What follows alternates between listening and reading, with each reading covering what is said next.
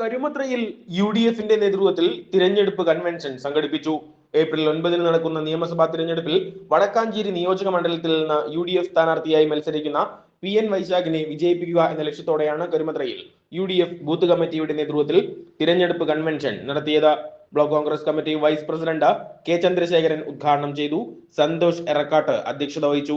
കുട്ടൻ Machad, Alphonsa Francis, Vinod Madavana, AA Faisal, James Kundukulam, AA Basheer, CO Ousem, Shahana Noushad, Sebastian, CO Aloysius തുടങ്ങിയവർ പ്രസംഗിച്ചു.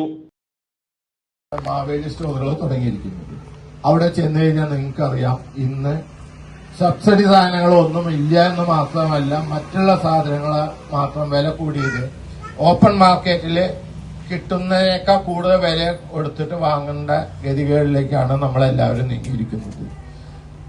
അപ്പോൾ നമുക്ക് ഈ ഒരു തെരഞ്ഞെടുപ്പിനെ നമ്മൾ വേണ്ട വിധത്തില് കണ്ടുകൊണ്ട് വേണം വോട്ട് നമ്മുടെ ചെയ്യാൻ എന്നുള്ളതാണ് നിങ്ങളുടെ അടുത്ത് എനിക്ക് സൂചിപ്പിക്കാനുള്ളത്.